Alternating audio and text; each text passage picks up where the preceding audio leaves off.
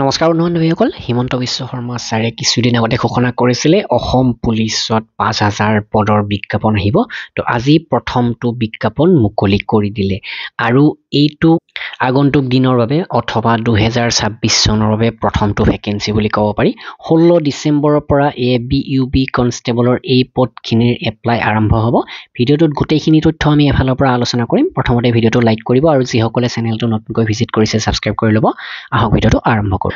তো আজি ৫ ডিচেম্বৰ তাৰিখে এই এডভাৰটাইজমেণ্টটো মুকলি কৰি দিছে আৰু ইয়াতে কনষ্টেবল UBৰ ১,০৫২টা পোষ্ট আৰু কনষ্টেবল ABৰ ৬৬৩টা পোষ্ট আহিছে।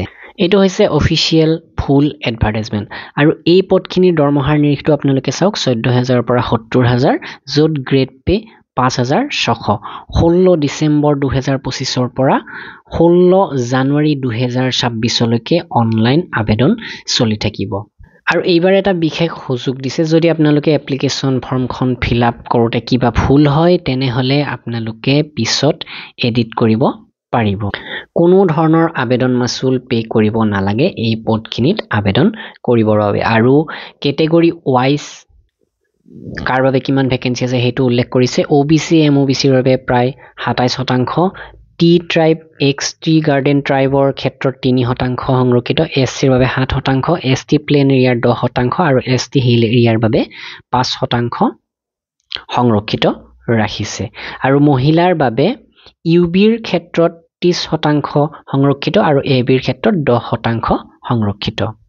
তো যিয়ে নহওক আপোনালোকে অসম পুলিচ ABUBৰ ক্ষেত্ৰত প্ৰথমতে ফিজিকেল টেষ্টে দিব লাগিব। ফিজিকেল টেষ্টৰ পিছতে আপোনালোকে ৰিটন টেষ্ট দিব লাগিব। তথাপি আপোনালোকক জনাওঁ যে আমি অসম পুলিচ ABUB আদি এক্সামৰ বাবে অসমীয়া ইংৰাজী দুয়োটা মাধ্যমতে PDF কিতাপ এভেইলেবল কৰিছোঁ আমাৰ ৱেবছাইট assamgkpdf.com-ত। অসমীয়া মাধ্যমৰখনত মুঠ ১০,০০০+ প্ৰশ্ন উত্তৰ পাব ১২৫ টকা আৰু ইংৰাজী মাধ্যমৰখনত ১১৫ টকা, য'ত ৯,০০০+ প্ৰশ্ন উত্তৰ ইংৰাজী মাধ্যমত পাব।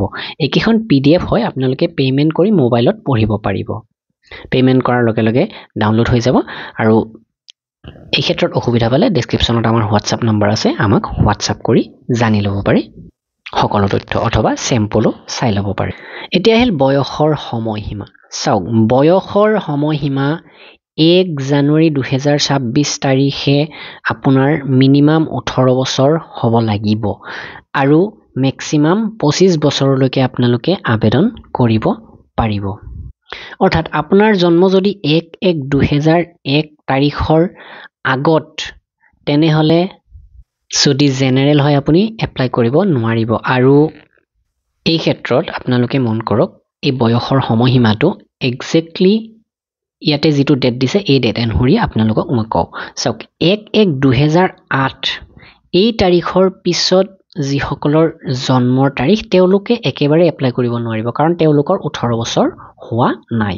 আৰু যিহেতু মেক্সিমাম ২৫ বছৰ দিছে, ২৫ বছৰ হ'লে যদি আপুনি জেনেৰেল কেণ্ডিডেট হয় তেনেহ'লে ১/১/২০০১ আপোনাৰ শেষ সীমা। ১/১/২০০১ তাৰিখৰ আগত যদি জন্ম আৰু আপুনি যদি জেনেৰেল, তেনেহ'লে এপ্লাই কৰিব নোৱাৰিব।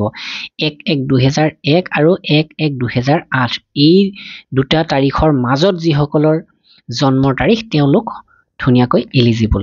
এই ক্ষেত্ৰত মন কৰিবলগীয়া, OBC হ'লে ৩ বছৰ এজ ৰিলেক্সেশ্যন, অৰ্থাৎ ১/১/২০০১ৰ আগলৈকে আপোনালোকে এপ্লাইৰ বাবে এলিজিবল। অৰ্থাৎ এটা ডেট মই আপোনালোকক দি দিওঁ, ১/১/১৯৯৮ এই তাৰিখৰ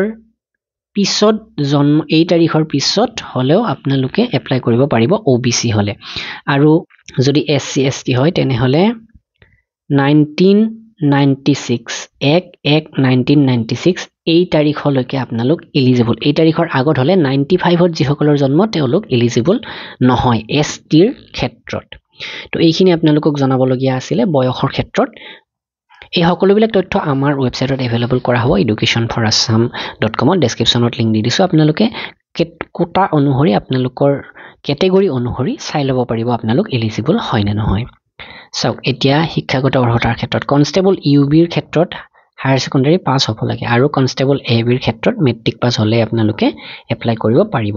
ফিজিকেল ফিটনেছটো থাকিব লাগিব, আপোনালোকৰ উচ্চতা আপোনালোকৰ চেষ্টৰ জোখ তো এইবিলাক ইয়াতে যথেষ্ট প্ৰয়োজন বহুত ক্ষীণমিন হলে আপোনালোক এলিজিবল নহব পাৰে কিন্তু এতিয়াৰ পৰা যদি আপোনালোকে ৰানিং ভালদৰে কৰে পুশ আপ মাৰে বা জপিওৱা আদি প্ৰেক্টিছ কৰে তেনেহলে ইয়াৰ যেতিয়ালৈকে ফিজিক্যাল টেষ্ট অনুষ্ঠিত হয় তেতিয়ালৈকে এইটো এডজাষ্ট হৈ যাব পাৰে তো এই ক্ষেত্ৰত আপোনালোকে অকণমান মনোযোগ দিব তো সিলেকশন প্ৰক্ৰিয়াৰ ক্ষেত্ৰত প্ৰথমতে ফিজিক্যাল এফিচিয়েন্সি টেষ্ট হ'ব হেতু কলোৱে ফিজিক্যাল এফিচিয়েন্সি টেষ্ট কোৱালিফাই হলে আপোনালোকে দিব লাগিব ৰিটেন টেষ্ট কোৱালিফাই হলে অৰেল বা ভাইভা দিব লাগিব ফিজিক্যাল এফিচিয়েন্সি টেষ্টৰ ক্ষেত্ৰত 3200 মিটাৰ দৌৰিব লাগিব আপোনালোকে এই দৌৰত 20 নম্বৰ থাকিব আৰু লং জাম্প থাকিব লং জাম্পত 20 নম্বৰ থাকিব তাৰোপৰি ইয়াতে সিন আপ আছে সিন আপ অকল লৰাৰ ক্ষেত্ৰত তো এই সিন আপত আপোনালোকে 20 নম্বৰলৈকে